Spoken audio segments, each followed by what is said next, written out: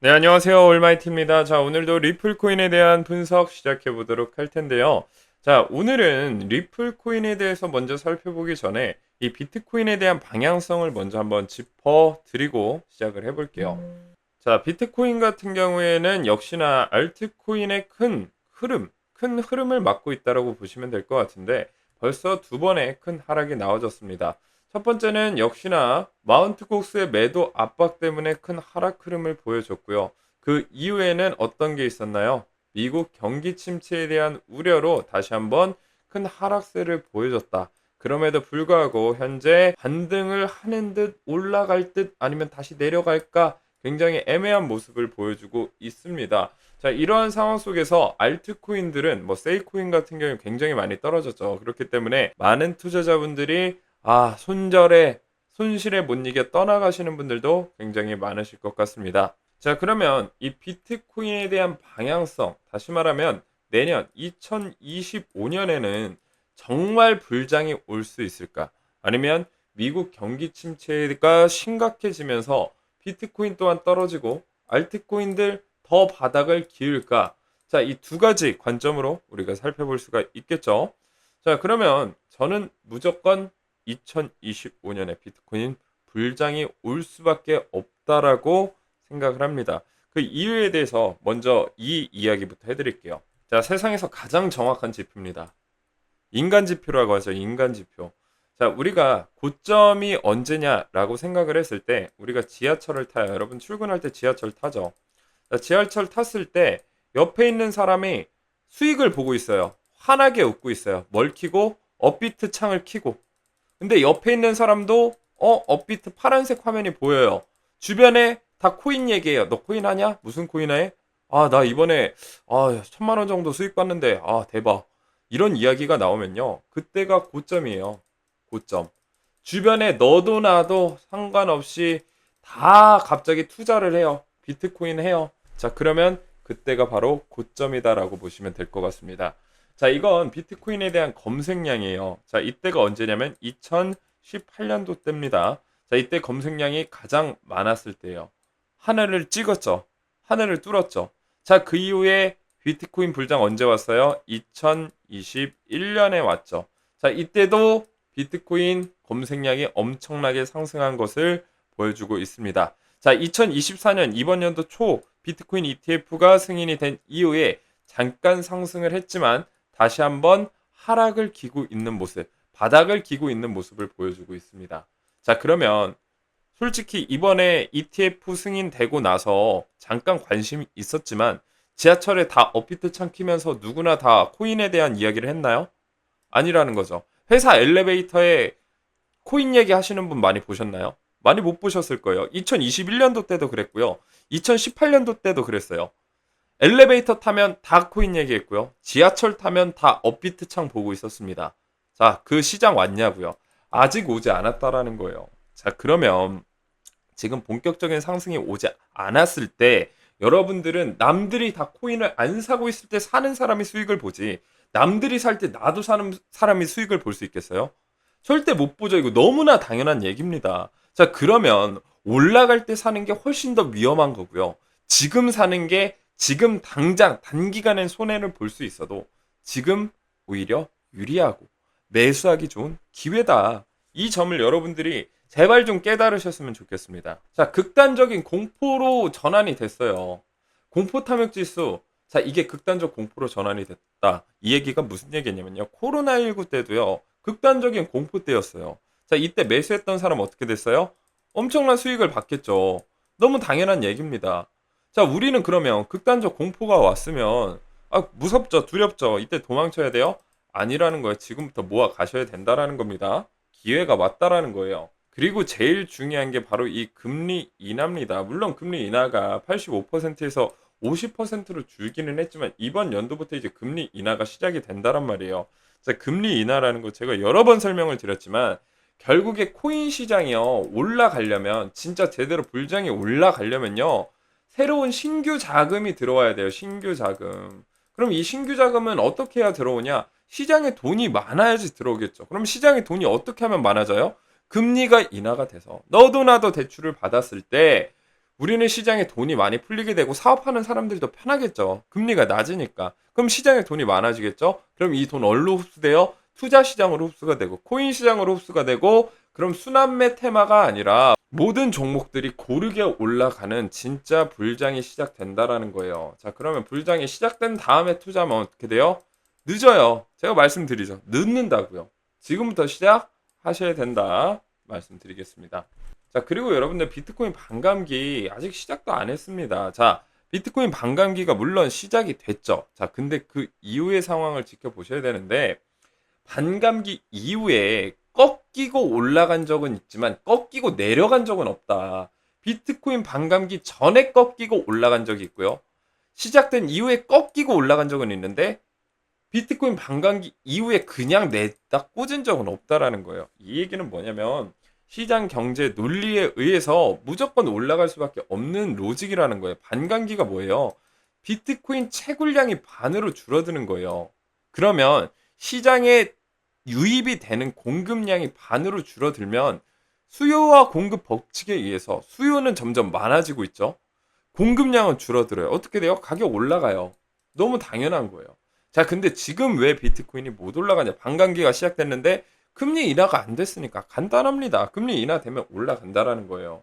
자, 여러분들 지금 단기적인 손실 때문에 주변에 누가 손실 봤다고 해서 두려워서 도망친다? 여러분 진짜 후회하실 수밖에 없습니다. 제일 비참한 게 뭔지 아세요? 내 친구가 돈 벌고 퇴사하고 나는 진짜 계속 열심히 일하는 거예요. 이게 제일 억울하고 슬퍼져요. 원래는 내 인생은 그렇게 불행하지 않았는데 갑자기 불행해진다니까요. 내 인생 똑같은데. 여러분 그러면 안 된다라는 거 제가 다시 한번 강조드리겠습니다. 자, 그러면 비트코인에 대한 전체적인 방향성은 상승이에요. 자, 그러면 어떤 코인을 매수해야 되냐? 제가 다시 한번 말씀드립니다. 리플 매수하세요. 리플. 자, 제가 주변에 너 코인 투자하냐 해서 난 당연히 코인 투자를 하지. 그래서 리플에 어느 정도 좀 들어갔다니까 리플에 그 금액을 태워 하면서 막 놀라 자빠지더라고요. 왜냐면 그 친구는 리플에 대한 안 좋은 추억밖에 없어요. 왜냐면 물려 있었던 적이 많으니까 막 4,000원대, 막 3,000원대 이때 사서 물려 있었던 적이 있고 손절 보고 나왔으니까 리플 코인은 뭐예요? 그 사람에게는 철천지 원수이자 죽일 놈이에요. 한국에는 이런 사람들이 너무 많아요. 그래서 리플 악플러들이 정말 많은 게 한국 시장이다. 그래서 리플 올라가기 시작하면 리또속 신나는 노래 이런 이야기들만 하고 있단 말이에요. 하지만 리플에 대한 펀더멘털에 대해 제대로 찾아보지도 않고 미래에 대한 전망성이 무엇인지 알지도 못하고 있다라는 겁니다. 자, 자료 한번 보여드릴게요. 자, 현재 리플과 SEC에 대한 소송 제가 다시 한번 정리를 해드리면요. 리플은 자기네들이 이겼대요. 아, 이거 이 정도는 괜찮아. 근데 SEC도 자기네들이 이겼대요. 자, 그러면 둘 다 만족했네. 그러면 SEC가 항소를 할까요? 아니, SEC는 자기네들이 이겼다고 하는데 항소를 한다는 것 자체가 말이 안 된다. 물론 할 수도 있겠지만 가능성이 매우 낮다라는 거예요. 다시 말하면 이제 리플은 증권이 아니다. 거래소에서 판매하는데 아무 문제가 없다라는 거고요. 이제 스테이블 코인 출시됐고 베타 서비스 출시하고 있죠. 그리고 IPO, ETF 계획에 이제 올라갈 일만 남았는데 자, IPO와 ETF는 리플 회장이 얘기했죠. 게리 겐슬러 있을 때 안 한다.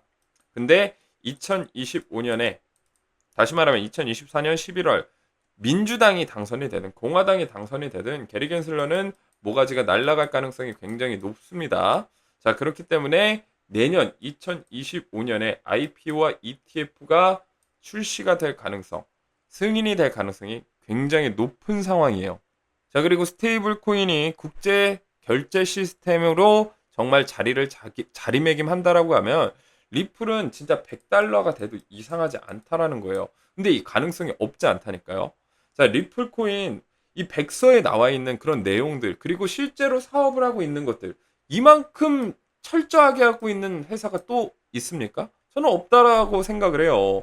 근데 무슨 리플에 대한 안 좋은 얘기를 한다라는 건 솔직히 다른 코인들, 다른 잡코인들 있잖아요. 백서에 나오는 거 안 지켜요. 말도 안 되는 이야기만 하고 실질적으로 백서에 있는 내용 사업을 추진을 하고 있으나 껍데기만 있거나 제대로 안 하거나 이런 회사들이 많은데 리플만큼 탄탄한 회사가 어디 있습니까? 이런 코인을 투자를 해야지. 괜히 물론 올라갈 가능성 가벼운 코인들 많죠. 100배, 1000배 올라갈 뭐 그럴 수도 있습니다. 하지만 그만큼 리스크도 동반이 된다라는 건데 리플 SEC와의 소송이 문제가 이제 없어요. 그러면 이제는 사놓고 묵혀둬야 된다라는 거죠.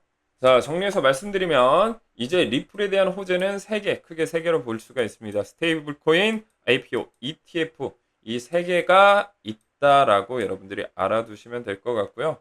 자, 리플은 하반기 자신들의 퍼블릭 블록체인이자 레이어 1 메인넷 리플 레저 위의 스테이블 코인인 리플 USD를 발행을 앞두고 있다라는 겁니다. 자, 리플랩스는 올해 4월 공식 성명을 통해 스테이블 코인 시장을 2028년 2조 8천억 달러, 3,787조 원 규모로 성장할 것이고 그 수요가 분명한 만큼 스테이블 코인이 기존 테더, USDC 코인보다 훨씬 더 성장 가능성이 높다라고 이야기를 하고 있습니다. 자, 이런 펀더멘털이 있는 코인이 있나요?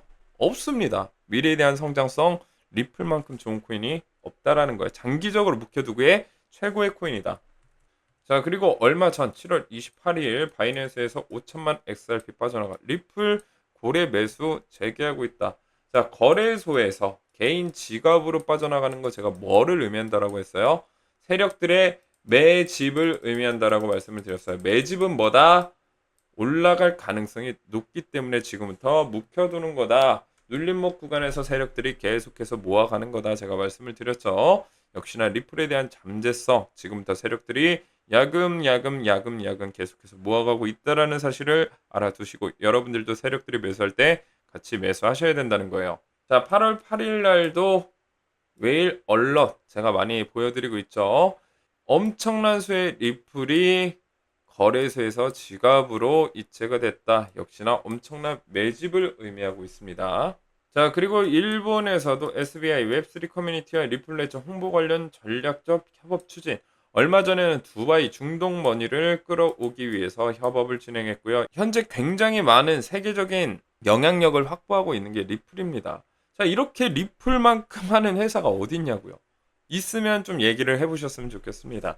자, 어쨌든 리플 같은 경우에 굉장히 잠재성, 모멘텀들이 굉장히 좋다라는 거고요.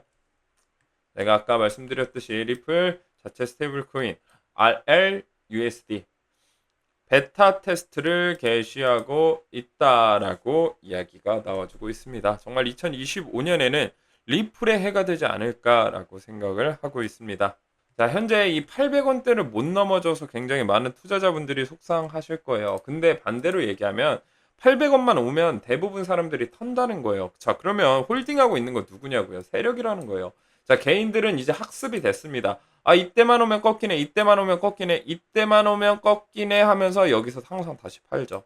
자, 근데 이때 치고 나가서 올라가기 시작을 하면 여러분들 기회 놓친다라고 제가 말씀을 드렸습니다. 자, 익절을 하시려면 부분 익절 50%에서 30% 정도만 익절을 하시는 게 좋고 그 이후 물량은 눌릴 때마다 계속 모아 가셔라. 제가 다시 한번 강조드리겠습니다. 자, 리플에 대한 좀 더 자세한 소식 그리고 대응 전략 매수가 매도가 궁금하신 분들은요.